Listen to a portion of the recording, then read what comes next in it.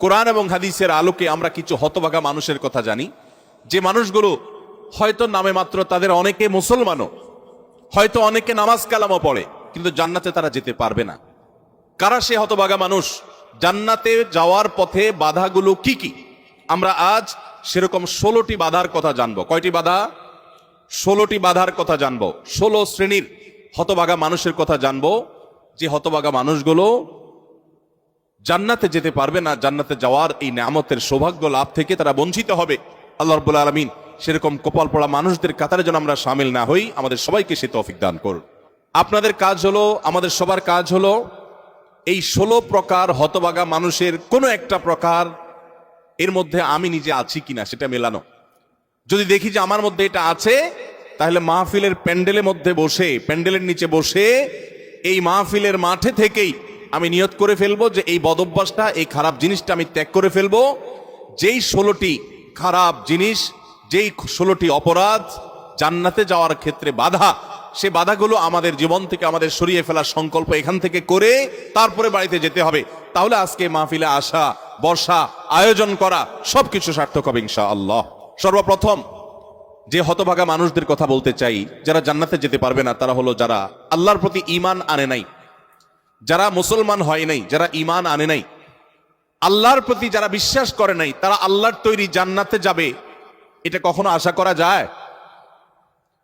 যদি আল্লাহকে কেউ বিশ্বাসী না করে, আল্লাহর একত্ববাদকে স্বীকারই না করে, শিরকে লিপ্ত হয়, সে মুসলমানই না হয়, তাহলে সে আল্লাহর জান্নাতের প্রত্যাশা কোত্থেকে করতে পারে? একজন মানুষ, তিনি মুসলমান না, তিনি অমুসলিম, তার ব্যক্তি জীবনে অনেক ভালো কাজ থাকতে পারে, অনেক ভালো অর্জন থাকতে পারে, কিন্তু তার ভিতরে ঈমান নাই। এই লোকটা আল্লাহর কাছে জান্নাতের আশা কখনো করতে পারে? একজন মানুষ বাংলাদেশে মানুষের জন্য অনেক কাজ করেছেন, বাংলাদেশের উন্নয়নে অনেক ভূমিকা তার ছিল বা আছে, বাংলাদেশে অনেক কল্যাণকামিতা তিনি চান, তার অনেক ইন্ডাস্ট্রি কারখানা থেকে বহু দেশের উপকার হয়, দেশে মানুষের উপকার হয়, এরকম আরো বহু উপকারিতা তার দ্বারা হয়, কিন্তু লোকটা বাংলাদেশের অস্তিত্বকে স্বীকার করে না, বাংলাদেশের অস্তিত্বকে স্বীকার করে না, বাংলাদেশের স্বাধীনতা, সার্বভৌমত্ব এগুলো স্বীকার করে না। সে যদি বাংলাদেশকে অস্বীকার করে, বাংলাদেশ রাষ্ট্রের বিরুদ্ধে বিদ্রোহ করে, তাহলে এই ব্যক্তিকে বাংলাদেশ রাষ্ট্র বা রাষ্ট্রের তরফ থেকে রাষ্ট্রীয় কর্তৃপক্ষ কখনো তাকে রাষ্ট্রের কোনো সম্বর্ধনা, রাষ্ট্রের কোনো বিশেষ সম্মাননা ওই ব্যক্তিকে কখনো দিবে? দেওয়ার কথা। যে রাষ্ট্রকেই স্বীকার করে না, রাষ্ট্র তাকে সম্বর্ধনা দেওয়ার কথা? তার হতে পারে অনেক অর্জন আছে, হতে পারে অনেক অবদান আছে, তার একটারও 2 পয়সার কোনো মূল্য থাকবে না যদি সে রাষ্ট্রটাকেই কি করে? অস্বীকার করে। ঠিক একইভাবে যে আমার রবকে মানে না, যার আল্লাহর প্রতি ঈমানই নেই, বিশ্বাসী নেই, তার 1000টা ভালো কাজ থাকতে পারে, আল্লাহ রাব্বুল আলামিনের কাছে সে কখনো জান্নাত প্রত্যাশা করতে পারে? যে আল্লাহকে স্বীকার করে না, সে আল্লাহর কাছে জান্নাত কিভাবে আশা করে? এজন্য ভাইরা আমার, সহিহ মুসলিমের হাদিসে আসছে, নবী করিম সাল্লাল্লাহু আলাইহি সাল্লাম বলেছেন, লা তাদখুলুল জান্নাতা হাত্তা তুমিনু, তোমরা ততক্ষণ পর্যন্ত জান্নাতে প্রবেশ করবে না যতক্ষণ পর্যন্ত তোমরা ঈমানদার হবে না। অর্থাৎ ঈমানদার না হলে জান্নাতে যাওয়ার কোনো সুযোগ নেই। এই প্রথম শ্রেণীর মানুষ, তারা দুনিয়া থেকে যদি ঈমান ছাড়া যায়, তাহলে সেক্ষেত্রে চিরকাল তারা জান্নাতে নিষিদ্ধ থাকবে, অনন্ত অসীমকাল জাহান্নামে তারা থাকবে, জান্নাতে কখনোই আসতে পারবে না। আর বাকি 15 শ্রেণীর মানুষ যারা আছে, এরা এক সময় তাদের পাপ এবং অপরাধের প্রায়শ্চিত্ত করার পর, এর শাস্তি পাওয়ার পর আল্লাহ তাআলা চাইলে তাদেরকে জান্নাতে দিতে পারেন, এবং তাদের ঈমান যদি থাকে, কোনো না কোনো সময় তারা জান্নাতে যাবে, তাদের গুনাহগুলো মাফ হওয়ার পর অথবা শাস্তি হওয়ার পর, যেহেতু তারা ঈমানদার। এটাই হলো আহলুস সুন্নাহ ওয়াল জামাতের বিশ্বাস এবং আকীদা, যে মুরতাকিবে কাবীরা, কাবীরা গুনাহ করে দুনিয়া থেকে যদি কেউ জাহান্নামী হয়ে যায়, সে চিরকাল অনন্ত অসীমকাল জাহান্নামে থাকবে না, বরং সেখান থেকে এক সময় সে বের হয়ে আসবে। এটাই আহলুস সুন্নাহ ওয়াল জামাতের আকীদা। মুতাজিলা সহ কিছু ভ্রান্ত ফেরকার মানুষের বিশ্বাস হলো যে জাহান্নামে একবার যে যাবে সে চিরকাল সেখানে থাকবে।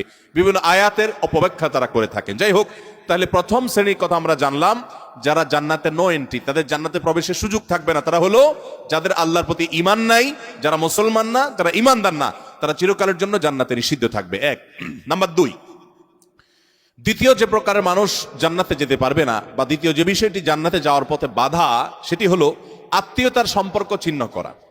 রক্ত সম্পর্কীয় আত্মীয়কে যদি কেউ স্থায়ীভাবে ছিন্ন করে, তাদের সাথে সম্পর্ক যদি একবারে কাট করে ফেলে, বুখারী মুসলিম এক যুগে বর্ণনা করেছেন, নবী করিম সাল্লাল্লাহু আলাইহি ওয়াসাল্লাম বলেছেন, লা ইয়াদখুলুল জান্নাতা কাতি', আত্মীয়তার সম্পর্ক ছিন্ন করে দেয় যে, এই ব্যক্তি জান্নাতে প্রবেশ করবে না, সে জান্নাতে প্রবেশ করবে না। অতএব আত্মীয়তার সম্পর্ক যারা ছিন্ন করেছেন তারা তওবা করতে হবে। আপনার ভাই, আপনার বোন, শত বাধা হতে পারে, শত ঝামেলা হতে পারে, শত গন্ডগোল হতে পারে, আপনার চাচা, আপনার ফুফু, আপনার মা বাপ, আপনার সন্তান সন্ততি, আপনার মামা, আপনার খালা, এরা সবাই আপনার রক্ত সম্পর্কীয় আত্মীয়। এদের সাথে আপনি স্থায়ী সম্পর্ক ছিন্ন করবেন, এই সুযোগ কিন্তু ইসলাম আপনাকে রাখে নাই। হ্যাঁ, যদি এমন হয় যে তাদের সাথে সম্পর্ক রাখতে গেলে আপনার জীবন হুমকির মধ্যে পড়ে, আপনি বিপর্যস্ত হন, আপনাকে তারা ক্ষতি করে, তো শুধু ক্ষতি থেকে বাঁচার জন্য আপনি দূরে আসেন, সেটা ভিন্ন বিষয়। কিন্তু সম্পর্ক যদি একেবারে স্থায়ীভাবে ছিন্ন করেন, বিশেষ করে দুনিয়াবি ঠুনকো অজুহাতে, ঠুনকো কারণে, কোনো কারণে মনোমালিন্য হয়েছে আর চিরকালের জন্য সম্পর্ক ছিন্ন করে দিলেন, তো এটা হারাম। এই লোক যদি নামাজিও হয়, এই লোক যদি ওয়াজ মাহফিলেও আসে, এই লোক যদি জিকির আজকারও করে, এই লোক যদি তাসবিহ তেলাওয়াতও করে, যেহেতু সে আত্মীয়তার সম্পর্ককে ছিন্ন করে ফেলেছে, এই লোক জান্নাতে প্রবেশ করতে পারবে না যতদিন না সে তওবা করে তার পাপ থেকে, অপরাধ থেকে সে ফিরে না আসছে। ভাইরা আমার, তাহলে জান্নাতে যাওয়ার ক্ষেত্রে দ্বিতীয় বড় বাধা হলো এই বিষয়টি, অর্থাৎ আত্মীয়তার সম্পর্ক ছিন্ন করা। আর প্রথম বাধার কথা বলেছি হলো বেঈমানি, কুফরি, আল্লাহর প্রতি অবিশ্বাস এবং শিরক, এগুলো জান্নাতে যাওয়ার ক্ষেত্রে সবচেয়ে বড় বাধা, স্থায়ী বাধা। আর দ্বিতীয়টি হলো আত্মীয়তার সম্পর্ক ছিন্ন করা। নাম্বার 3, চগলখড়ি করা। এই বদভ্যাস আমাদের সমাজে এখন প্রচুর পরিমাণে আছে। অনেক মানুষ আছে দেখবেন মুখে দাঁড়িয়ে আছে, মাথায় টুপিও আছে, হয়তো নামাজ কালামও পড়ে, কিন্তু চগলখড়ির বদ অভ্যাস আছে, এই চরিত্রটা আছে যে আমার কাছে এসে ওনার বদনামি করবে, ওনার কাছে গিয়ে আমার বদনামি করবে, আমার কাছে এসে আমাকে পামপট্টি দিবে, ওনার কাছে গিয়ে ওনারে পামপট্টি দিবে। এরকম লোক আছে না নাই? ঘরে ঘরে, আল্লাহ মাফ করুন, আমাদের অনেকের মধ্যে এই চরিত্রটা আছে না নাই? নবী করিম সাল্লাল্লাহু আলাইহি সাল্লাম এই চগলখড়ি সম্পর্কে সহিহ মুসলিম বর্ণিত হাদিসে বলেছেন, লা ইয়াদখুলুল জান্নাতা নাম্মাম, চগলখোর জান্নাতে প্রবেশ করবে না। জান্নাতে প্রবেশের ক্ষেত্রে আরেকটি বড় বাধা, আরেকটি বড় দেয়াল, আরেকটি বড় প্রাচীর হলো এই চগলখড়ির চরিত্র। ভাইরা আমার, আসুন তওবা করি, চগলখড়ি করব না। কারোর ভালো কিছু পেলে সেটা তার পেছনে অন্যদের কাছে বলবো, আর মন্দ কিছু হলে তার সামনে বলবো। তার সামনে এসে একরকম, তার পেছনে গিয়ে আরেক রকম, সামনে এসে তার প্রশংসা, পেছনে গিয়ে তার দুর্নাম। এই দুশ্চরিত্র অনেক অনেক নেকামলকারী মানুষ, নামাজ কালামওয়ালা মানুষ, জিকির আজকারওয়ালা মানুষ, অনেক ইসলামের কাজ করেনওয়ালা মানুষ, দাওয়াতের কাজ করেনওয়ালা মানুষ, তাদের মধ্যে এই বদভ্যাস, এই দুশ্চরিত্র, এই খারাপ জিনিস আছে।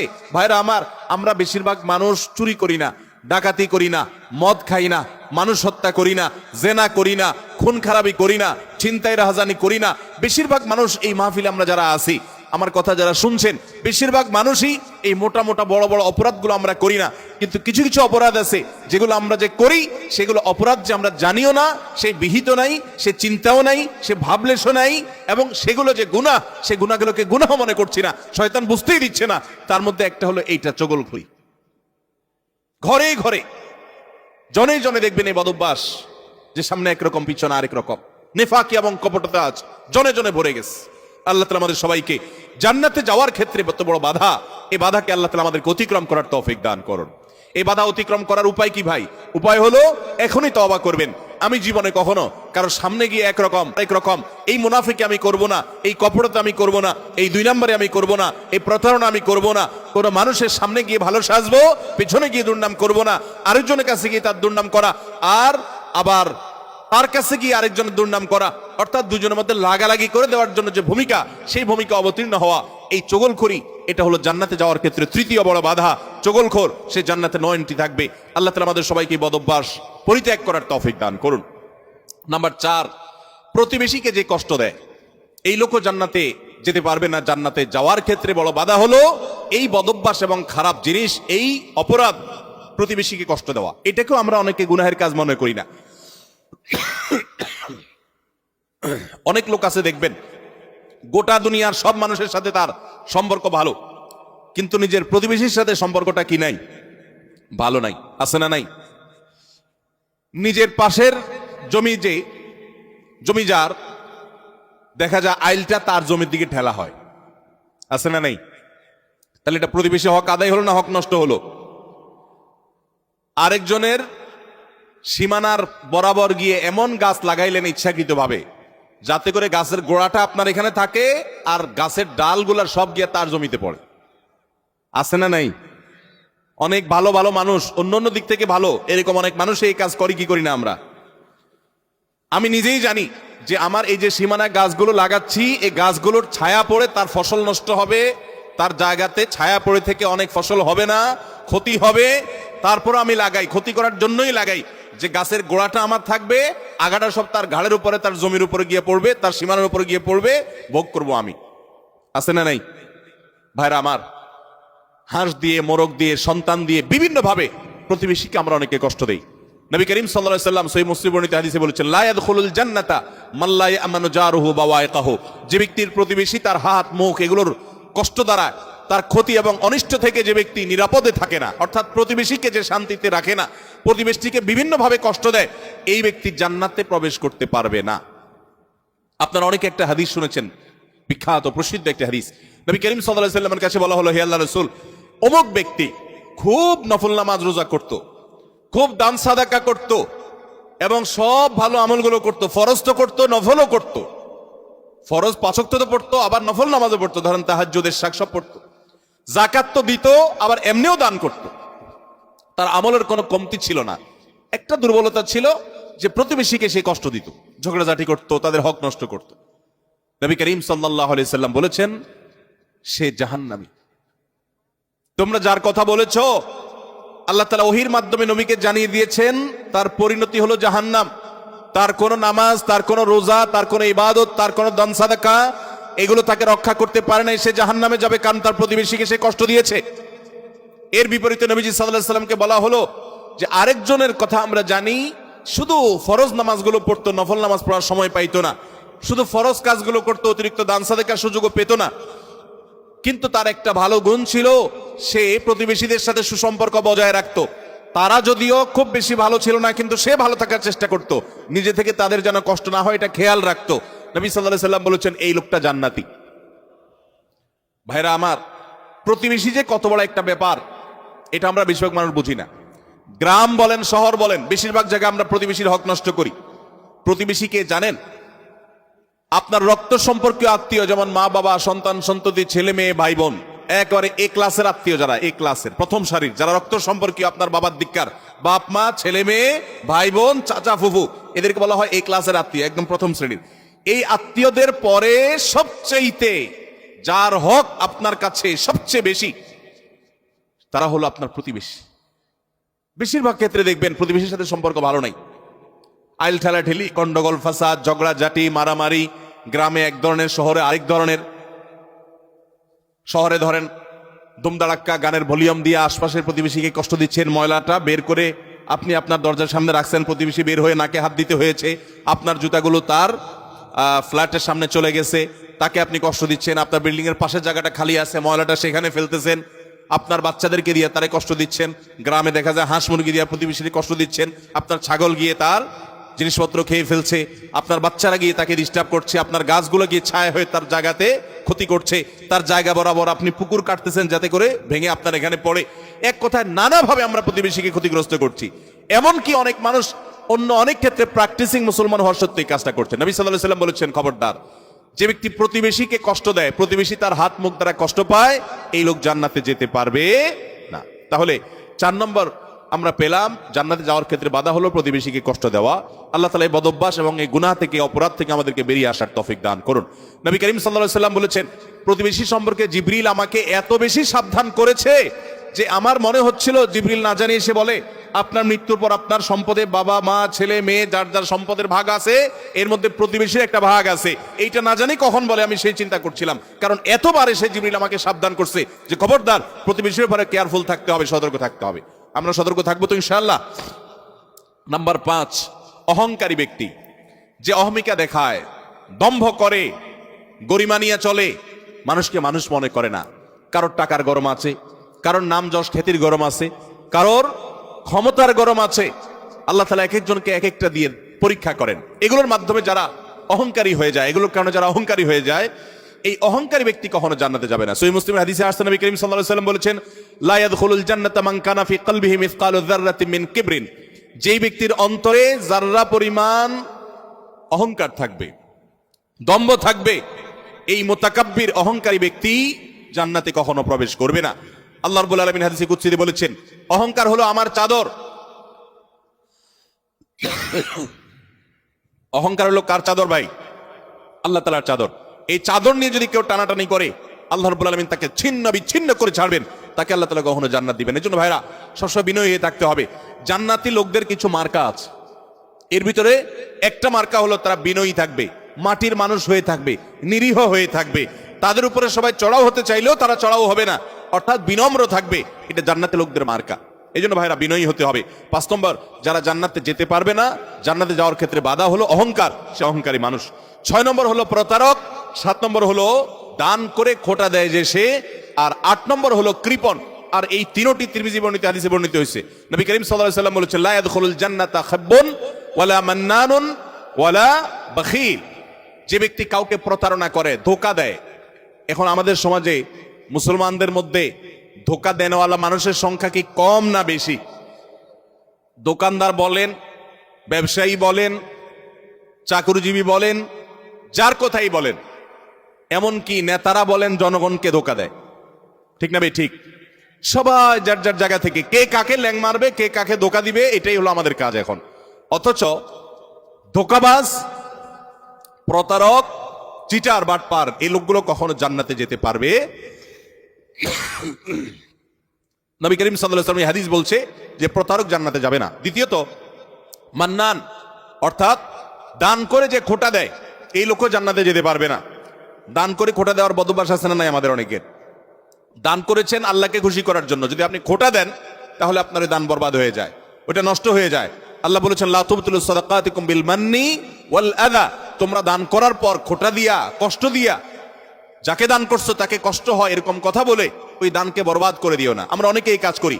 দান করেছেন, ওই ব্যক্তির কাছ থেকে থ্যাঙ্কস এর আশাও করবেন না। থ্যাঙ্কস মানে কৃতজ্ঞতা, সে আদায় করবে, শুকরিয়া দিবে, সে আপনার স্বীকৃতি দিবে, এই আশাটাও আপনি করতে যাবেন না। আল্লাহ কোরআনে কারীমে সূরা দাহরের মধ্যে জান্নাতি এবং নেককারদের বৈশিষ্ট্য বলতে গিয়ে বলেছেন, ওয়ায়ুতঈমুনা আত-তাআমা আলা হুব্বিহি মিসকিনা ওয়া ইয়াতীমা ওয়া আসীরা। জান্নাতি মানুষগুলো, আবরার এবং নেককাররা হলো তারা আল্লাহর মহব্বতে মিসকিনকে, বন্দীকে, অন্যান্য অভাবী মানুষদেরকে তারা খাদ্য দেয় এবং বলে, ইন্নামা নুতঈমুকুম লিওয়াজহিল্লাহ লা নুরিদু মিনকুম জাযাআও ওয়ালা শুকুরা। তারা বলে, আমরা আল্লাহর জন্য তোমাদেরকে খাদ্য দিচ্ছি, তোমাদের কাছ থেকে এর কোনো ফিডব্যাক, বিনিময় তো চাই না, এমনকি শুকরিয়া, তোমরা যে আমাদেরকে থ্যাঙ্কস বলবা সেটা পর্যন্ত আমরা আশা করি না, দরকার নেই। আল্লাহর কাছে এইভাবে সওয়াবের আশা করা, বান্দার কাছে খোটা না দেওয়া। 7 নম্বর। 8 নম্বর হলো কৃপণতা। এটা জাহান্নামের যাওয়ার অন্যতম বড় মাধ্যম এবং জান্নাতে যাওয়ার ক্ষেত্রে বাধা হলো কৃপণতা। নবী করিম সাল্লাল্লাহু আলাইহি ওয়াসাল্লাম কৃপণ ছিলেন না, তার অনেক সম্পদ ছিল না, কিন্তু যা ছিল সেটা অকাতরে তিনি দান করতেন। তার যে দানশীলতা, আম্মা জান আয়েশা রাদিয়াল্লাহু তাআলা বলতেন যে তিনি দানশীলতা তার বিশেষ করে রমজান এলে এমন বেড়ে যেত যে মুক্ত বাতাসের মতো, যে চাইতো তাকেও দিত, যে চাইতো না তাকেও দিত, সর্বত্র তার দান ছড়িয়ে যেত। এবং দান করতে করতে সব শেষ করে অনেক সময় বাসায় যেতেন, তার নিজের জন্য কিছুই রাখতেন না। এইভাবে তিনি দানশীল ছিলেন। তো নবী সাল্লাল্লাহু আলাইহি ওয়াসাল্লাম কৃপণতা থেকে পানা চেয়েছেন। আমরা অনেকেই কিন্তু কৃপণ, আল্লাহ অনেক সম্পদ দিয়েছে কিন্তু খরচ আমরা করতে চাই না। নবীজি পানা চাইছেন, আল্লাহুম্মা ইন্নী আউযু বিকা মিনাল বুখলি ওয়াল জুবন। আল্লাহ আপনার কাছে কৃপণতা থেকে পানা চাই। ভাইরা আমার, তাহলে জান্নাতে যাওয়ার ক্ষেত্রে 8 নম্বর বাধা হলো কৃপণতা। কৃপণ, সে জান্নাতে এন্ট্রান্সের সুযোগ পাবে না। 9 নম্বর, ঘুষ দাতা এবং ঘুষ গ্রহীতা।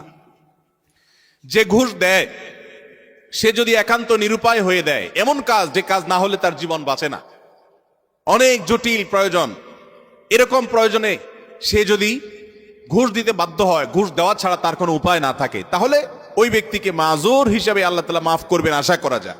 কিন্তু সচরাচর আমরা দেখা যায় আজকাল যেসব ক্ষেত্রে ঘুষ দিয়ে সুবিধা নেই, ওটা না নিলে আমি যে মরে যাব এরকম না, আমি ইচ্ছা করলে হারামটা নাও করতে পারি।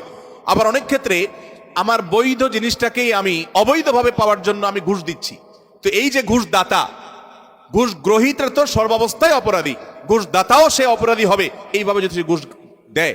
আপনি একটা জায়গায় কাজে যাবেন, সিরিয়াল দিয়া, সবাই সিরিয়ালে দাঁড়াইছে, আপনিও সিরিয়ালে দাঁড়াবেন, এটাই হলো নিয়ম। সবাই সিরিয়ালে দাঁড়াইছে, আপনি সিরিয়ালে দাঁড়াইতে চাচ্ছেন না, সেজন্য কি করলেন? ঘুষ দিলেন। ঘুষ দিয়া সবার আগে কাজটা করে নিয়ে আসলেন। এই যে ঘুষ দিল, এই ঘুষ দেওয়াটা এটা কি সে বাধ্য হয়ে দিয়েছে? বরং এখানে যে ঘুষ খাইছে তাকে সে বাধ্য করছে। আমাদের দেশে আমরা সরাসরি শুধু ঘুষখোরদের দোষ দিই, ঘুষখোরদের তো দোষ আছেই শতভাগ, কিন্তু অনেক সময় ঘুষ যারা দেয় তাদেরও দোষ কম নাই। অনেক অফিসার আছে ঘুষ না খাইলে ক্লায়েন্টরা বরং পেরেশান হয়ে যায় যে এই স্যার, নতুন স্যার ঘুষ খায় না, তাহলে তো পেরেশানের ব্যাপার, কিভাবে 2 নম্বর এটা আদায় হবে। অতএব ভাইরা আমার, ঘুষ দাতা এবং গ্রহীতা, তাবরানীর হাদিসে আসছে নবী করিম সাল্লাল্লাহু আলাইহি ওয়াসাল্লাম বলেছেন আর রাশি ওয়াল মুরতাশি ফাফিন্নার, ঘুষ দাতা ঘুষ গ্রহীতা উভয় জাহান্নামে যাবে। অতএব ঘুষ দিতেও খুব সাবধান, আর যারা ঘুষ খাচ্ছে তাদের কথা তো বলাই বাহুল্য। তাহলে জান্নাতে যাওয়ার ক্ষেত্রে ঘুষ দেওয়া নেওয়া এটা একটা বড় বাধা, আর জান্নাতি হতে পারবে না, জান্নাতে নো এন্ট্রেন্স থাকবে ওই সমস্ত লোকদের যারা এটা করে। নাম্বার 10, মাতা পিতার অবাধ্য। নাম্বার 11, নেশাগ্রস্ত, নেশায় আসক্ত। এই সম্পর্কে নাসাই বর্ণিত হাদিসে আসছে নবী করিম সাল্লাল্লাহু আলাইহি ওয়াসাল্লাম বলেছেন লা ইয়াদখুলুল জান্নাতা আকুন ওয়ালা মান্নান ওয়ালা মুদমিনু খামরিন, জান্নাতে যেতে পারবে না মা বাবার নাফরমান, মা বাবার অবাধ্য, মা বাবার সাথে বেয়াদবি করে, মা বাবার যৌক্তিক নির্দেশগুলোকে লঙ্ঘন করে।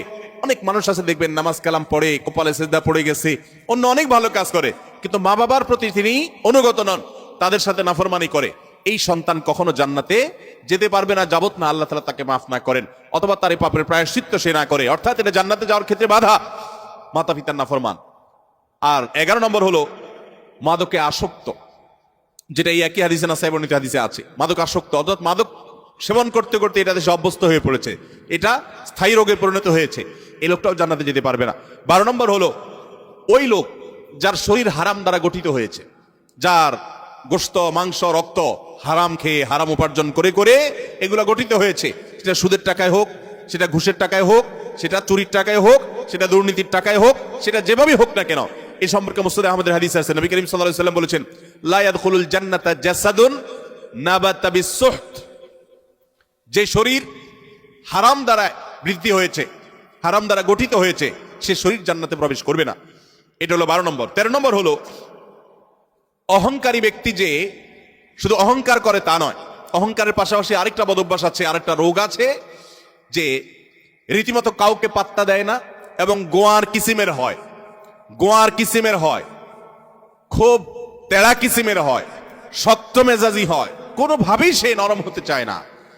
এই অতুল এবং জাওয়াজ আবু দাউদ শরীফের হাদিসের বর্ণনা মতে এই টাইপের মানুষও জান্নাতে যেতে পারবে না, যারা অনেক বেশি এরকম গোয়ার হয় এবং রূঢ় স্বভাবের হয়, স্বভাবটাই হলো রূঢ়, স্বভাবটাই হলো রুষ্ট, সে সবসময় মানুষের সাথে এরকম কঠোর স্বভাবের হয়, তার মনটাই হলো পাথরের মতো, এই মানুষগুলো জান্নাতে যেতে পারবে না, এবং আবু দাউদের হাদিস সেটি বলছে। আর 14 নম্বর হলো গণক, যে ভবিষ্যতে কি হবে না হবে মানুষের সমস্ত গণক গণনা করে বিভিন্ন খবর বলে দেয়, অনেক সময় এগুলো সত্য হয়, এবং কুফরি কালাম করে শয়তানের আশ্রয় নিয়ে ব্ল্যাক ম্যাজিকের মাধ্যমে, জাদুবিদ্যার মাধ্যমে বিভিন্ন ভাবে এরকম অনেক কিছু বলতে পারে তারা, এবং সেগুলো খেটেও যেতে পারে, অস্বাভাবিক নয়। কিন্তু এই যে অসৎ উপায়ে কুফরি কালামের মাধ্যমে, জাদুর মাধ্যমে শয়তানের আশ্রয় নিয়ে ভবিষ্যৎ সম্পর্কে বলে দেয়, এই রকম গণক যারা, এরাও জান্নাতে যেতে পারবে না। এমনকি তাদের কাছে যারা যায়, যারা তাদের কথা বিশ্বাস করে, আস্থা রাখে, এদের ইবাদত পর্যন্ত একটা মেয়াদ পর্যন্ত কবুল হবে না, হাদিসে বলা হয়েছে। তাহলে 14 প্রকার হলো এই গণক। আর 15 নম্বর হলো জাদুকর, যারা ব্ল্যাক ম্যাজিক করে মানুষকে। আজকাল এই ব্ল্যাক ম্যাজিক ভাই ঘরে ঘরে হয়ে গেছে, ঘরে ঘরে দুষ্ট জিনকে দিয়ে, শয়তানের আশ্রয় নিয়ে ব্ল্যাক ম্যাজিশিয়ানরা ব্ল্যাক ম্যাজিক করে। দেখবেন যে বিভিন্ন পোস্টারে লেখা কামরূপ কামাখ্যা থেকে প্রশিক্ষণ প্রাপ্ত, আছে না নাই? ফেসবুকে দেখবেন বিভিন্ন কমেন্টে এরকম পোস্টার পোস্ট করে অনেক অনেক লোক। আবার অনেক সময় দেখবেন বিভিন্ন জায়গায় জায়গায় এগুলো আছে। ঘরে ঘরে দেখবেন এমন অনেক রোগী আছে, যেই রোগীদের কোনো ট্রিটমেন্ট ডক্টররা করতে পারছেন না, দেশ বিদেশ ঘুরে, বহু হাসপাতাল ঘুরে, বহু ট্রিটমেন্ট নিয়েও কোনো চিকিৎসা করাতে পারছেন না, কোনো ট্রিটমেন্ট হচ্ছে না, সুস্থ হচ্ছে না। এগুলোর একটা অংশ, আমি সবগুলো বলছি না, একটা বড় অংশ ব্ল্যাক ম্যাজিকের রোগী, আস্তে আস্তে শেষ হয়ে যাচ্ছে। বিভিন্ন বর্ণনা আছে সম্পর্কে। ব্ল্যাক ম্যাজিক এটা ওটের উপর যদি পড়ে তো ওটকে পাতিল পর্যন্ত নিয়ে যায়, অর্থাৎ শেষ হয়ে যায়, জবাই করে খাওয়া ছাড়া উপায় থাকে না, আর মানুষকে কবর পর্যন্ত নিয়ে ছাড়ে। অন্য আরেক হাদিসে আছে যে এই যে মানুষের হিংসাত্মক দৃষ্টি, কুদৃষ্টি, বদনজর, এটা ভাগ্যকে পর্যন্ত আল্লাহর ফয়সালাতেই পরিবর্তন পর্যন্ত করে দেয়, এরকম ভয়াবহ একটা বিষয়। তো এই ব্ল্যাক ম্যাজিশিয়ান যারা, এরা জান্নাতে যেতে পারবে না, এবং দুনিয়াতে এদের জন্য চরম শাস্তি, ইসলামী শরিয়া তাদের জন্য মৃত্যুদণ্ড রেখেছে। কারণ এরা স্বামী স্ত্রীর মধ্যে কলহ সৃষ্টি করে। এখন শত শত ফ্যামিলিতে দাম্পত্য সম্পর্কগুলো ভালো নেই, আমার কাছে এরকম শত শত হিস্ট্রি আসে, জাহান্নামে গেলেও একসময় আপনি জান্নাতে আসবেন, এটাই আহলে সুন্নাত জামাতের আকীদা, এটাই বিশুদ্ধ বিশ্বাস। কিন্তু তারপরেও জাহান্নাম তো এমন জায়গা যেখানে এক মুহূর্তের জন্য গিয়ে সহ্য করার কথা নয়। অতএব ইমানদার প্রথম চান্সে জান্নাতে যেতে চাইবে। আর প্রথম চান্সে যদি জান্নাতে যেতে চান, জাহান্নামের কোনো স্পর্শ ছাড়া যদি জান্নাতে যেতে চান, তাহলে এই 16 বদভ্যাস থেকে, 16টি অপরাধ থেকে নিজেকে বাঁচাবার চেষ্টা করতে হবে। আল্লাহ আমাদের সবাইকে সেই তৌফিক দান করুন। আমি আবারও এক নজরে বলে দিচ্ছি, নাম্বার 1, যাদের মধ্যে ঈমান নাই, যারা কুফর বা শিরকে লিপ্ত, তারা জান্নাতে যেতে পারবে না। জান্নাতে যাওয়ার ক্ষেত্রে বড় বাধা হলো ঈমান না থাকা এবং কুফর শিরকে লিপ্ত থাকা। দ্বিতীয় সবচেয়ে বড় বাধা হলো আত্মীয়তার সম্পর্ক ছিন্ন করা। আত্মীয়তার সম্পর্ক ছিন্নকারী সে জান্নাতে যেতে পারবে না। তৃতীয় বড় বাধা হলো যারা চগলখড়ি বদভ্যাস আছে, এই রোগটা, এটা জান্নাতে যাওয়ার ক্ষেত্রে বাধা। চতুর্থ, প্রতিবেশীকে কষ্ট দেওয়ার রোগ যাদের আছে, এই রোগটা, এই বদভ্যাসটা জান্নাতে যাওয়ার ক্ষেত্রে বাধা। 5 নম্বর হলো অহংকার, দম্ভ, এগুলো, গরিমা, এগুলো জান্নাতে যাওয়ার ক্ষেত্রে বাধা। 6 নম্বর হলো প্রতারণা করা মানুষের সাথে, মানুষকে ধোঁকা দেওয়া, সেটা ব্যবসায়ী হিসাবে হোক, কাস্টমার হিসাবে হোক, আপনার চাকরিজীবী হিসাবে হোক, যে কোনো দিক থেকে হোক, প্রতারণা করা, এটা জান্নাতে যাওয়ার ক্ষেত্রে 6 নম্বর বড় বাধা। 7 নম্বর হলো দান করার পর খোটা দেওয়া। মানুষ উপকার করছেন, আল্লাহর জন্য করছেন, ব্যাস, যার উপকার করেছেন তার মুখ থেকে স্বীকৃতিটাও আপনার শোনার দরকার নেই। সে স্বীকৃতি না দিলে, অস্বীকার করলে সে আল্লাহর কাছে গুনাহগার হবে, কিন্তু আপনার আসার দরকার নেই, আপনি আল্লাহর কাছে সওয়াবের আশা করবেন। এটা হলো 7 নম্বর বাধা। 8 নম্বর হলো কৃপণতা। 9 নম্বর হলো ঘুষ দেওয়া নেওয়া। 10 নম্বর হলো মা বাবার নাফরমানি করা, মা বাবার অবাধ্য হওয়া, মা বাবার অসম্মান করা, মা বাবার যৌক্তিক নির্দেশকে অলঙ্ঘন করা, অমান্য করা। 11 নম্বর হলো মাদক আসক্ত হওয়া। 12 নম্বর হলো হারাম উপার্জন দ্বারা, হারাম খাদ্য দ্বারা, পানীয় দ্বারা শরীর গঠন করা, সুদ, ঘুষ, দুর্নীতি, 2 নম্বর পথে উপার্জন করা। আর 13 নম্বর হলো রূঢ় স্বভাবের হওয়া, গোয়ার কিসিমের হওয়া, এমন হওয়া যে সবার সাথে গোয়ারের মতোই থাকে, রুষ্ট থাকে, রূঢ় থাকে, সবসময় বিনম্রতার নামগন্ধ তার মধ্যে নাই, এরকম স্বভাবের হওয়া। 14 নম্বর হলো গণক হওয়া, গণনা করে মানুষের ভাগ্য এটাকে আপনার বলে দেওয়া, ভবিষ্যৎ বলে দেওয়ার চেষ্টা করা, বিশেষ করে কুফরি কালামের মাধ্যমে, শয়তানের আশ্রয় নিয়ে। আর 15 নম্বর হলো জাদু করা, অর্থাৎ ব্ল্যাক ম্যাজিক করা, ব্ল্যাক ম্যাজিশিয়ান। আর 16 নম্বর হলো আপনার সিল্কের পোশাক পরা। আল্লাহ রাব্বুল আলামিন এই সব কবিরা গুনাহ, এগুলো যেগুলো বললাম, এগুলো একটা সগীরা গুনাহ না। প্রথমটা শুধু কবিরা না, আকবারুল কাবায়ের, সবচেয়ে বড় কবিরা গুনাহ, বরং সেটা কুফরি, ঈমান বিধ্বংসী বিষয়। সেটা সহ এই 16টি সবগুলো কবিরা গুনাহ এবং কুফর থেকে, শিরক থেকে আল্লাহ তাআলা আমাদের সবাইকে বেঁচে থাকার তৌফিক দান করুন। আমরা সবাই জান্নাতে যেতে চাই তো ইনশাআল্লাহ? সবাই জান্নাতে যেতে চাই? তাহলে সেক্ষেত্রে এই 16টি তো বটেই, কোরআন এবং হাদিসে আরো যে সমস্ত বিষয়কে হারাম করা হয়েছে সেগুলো থেকে আমাদের বেঁচে থাকার চেষ্টা করতে হবে। কারণ কুফরির পাশাপাশি, শিরকের পাশাপাশি যত প্রকার হারাম কোরআন এবং হাদিসে বর্ণিত হয়েছে, সেগুলা লিপ্ত হওয়াটা জান্নাতে যাওয়ার ক্ষেত্রে বাধা, প্রাচীর, দেয়াল। আল্লাহ তাআলা আমাদের সবাইকে সে দেয়ালকে ভেদ করে জান্নাতে যাওয়ার তৌফিক নসিব করুন। সবাই চেষ্টা করবো তো ইনশাআল্লাহ মেনে চলার? ভাইরা আমার, এই প্রকারগুলো পারলে লিখে ফেলবেন, এটা কাগজে লিখে ফেলবেন। আমি সংক্ষেপে সামারি বললাম, এই সামারিটা লিখে ফেলবেন। লিখে আপনার বাসা বাড়িতে, আপনার অফিসে, আপনার শয়নকক্ষের আশেপাশে কোথাও টাঙায় দিবেন যে এই লোকগুলো জান্নাতে যেতে পারবে না বলে নবী করিম সাল্লাল্লাহু আলাইহি সাল্লাম, আল্লাহর রাসূল জানিয়ে দিয়েছেন। অতএব এই দুশ্চরিত্রগুলো আমার মধ্যে আছে না নাই, এই তালিকাটা দেখে প্রতিনিয়ত নিজেকে সংশোধন, ইসলাহ করার চেষ্টা করতে হবে। চেষ্টা করবো না আমরা ইনশাআল্লাহ? আল্লাহ আমাদের সবাইকে তৌফিক দান করুন। ভাইরা আমার, আমি প্রশ্নোত্তরে যাওয়ার আগে আমার এই যে লোকগুলোর কথা বললাম, 16 প্রকার মানুষ, কোরআন হাদিস থেকে আরো এটার প্রকার বাড়ানো যাবে। আমি 16টির কথা বলেছি মাত্র।